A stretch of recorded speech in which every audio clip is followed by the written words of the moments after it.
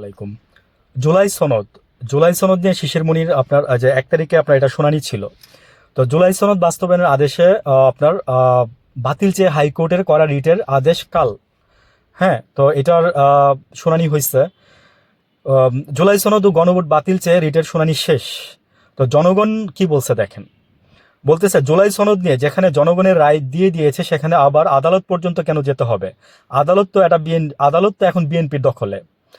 আচ্ছা, জুলাই সনদ 100% বাস্তবায়ন করতে হবে, আদালত পর্যন্ত কেন যেতে হবে? আচ্ছা, জুলাই সনদ 100% বাস্তবায়ন করতে হবে, এতে কোনো ছাড় নাই। 67% জনগণের রায়কে বৃদ্ধাঙ্গুলি দেখালে একটা পরিস্থিতি ভয়ানক রূপ নিতে পারে।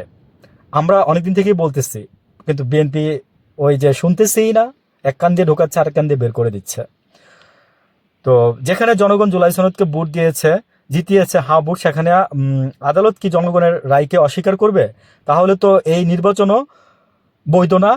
এই নির্বাচন হওয়ার কথা 2029 সালে সনদ না হয়, কথা 2029 সালে, এরকম উনি একটা কিছু লিখছে আর কি। আচ্ছা, শুনানি কোর্টের রায় জটিলতা নিয়ে শুনানি ছাড়াই বাতিল করে, এইগুলাই আর কি। যে মানুষের, ওই যে বললাম না, যে আপনি যখন মানুষের কাছাকাছি যাবেন, মানুষের পালস না বুঝতে পারবেন, আপনি আরেকটা জুলাই সনদের জন্য রেডি থাকেন।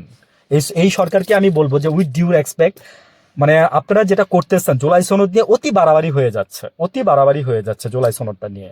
আমি শুধু এটাই বলবো যে আদালতের বিষয় তো, যে সম্মান রেখে কথা বলতেছি। এবং মানে আপনারা বললেন কি আর করলেনটা কি? জামাতের আমির বোঝানোর ট্রাই করতেছে, সবাই বোঝানোর ট্রাই করতেছে। এদিকে হাসনাত, নাহিদ, সার্জিস এরা আবার জুলাইয়ের জন্য ডাক দিচ্ছে, পাটোয়ারিও ডাক দিচ্ছে। তো আমি ভাবছিলাম বুঝি এইগুলো যে স্তীমিত হয়ে গেছে, আমি নিজেই বলছিলাম যে না, কেউ যাবে না। কিন্তু জুলাইয়ে এই জিনিসটা না করে আপনারা আবার আগুনের সেই স্ফুলিঙ্গ জ্বালাই দিচ্ছেন। হ্যাঁ, জাস্ট এখন ধীকে ধীকে জ্বলতেছে, পরে দেখবেন যে একসময় ব্লাস্ট হবে। আমি বললাম কথাটা, সেদিন কিন্তু সামাল দিতে পারবেন না। আমরা জাস্ট আপনাদের মানে ধরাই দিচ্ছি, ভুলগুলো ধরাই দিচ্ছি। আপনারা রেকটিফিকেশন করেন। আপনারা বসছেন সরকার ক্ষমতায়, যেমনি হোক বসছেন, ভালো কথা। হ্যাঁ, বাংলাদেশের মানুষ এমনি ভালো নাই। বাংলাদেশের মানুষ খুব অশান্তিতে আছে, বাংলাদেশের মানুষ অস্থিরতার মধ্যে আছে, বাংলাদেশের মানুষকে আপনারা দ্বিধাদ্বন্দ্বের মধ্যে রাখছেন।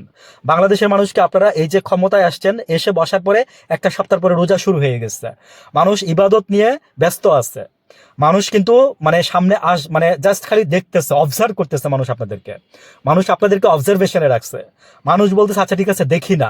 তা আমি এক জায়গায় বলছিলাম যে দেখি না করে কিন্তু এই নির্বাচনের ফল এটা আনছেন জামাত বা মানে এনসিপি। আপনারা আর দেখি না করেন না। হ্যাঁ, না দেখা এবার মনে করেন যে হাত দিয়ে দেখেন।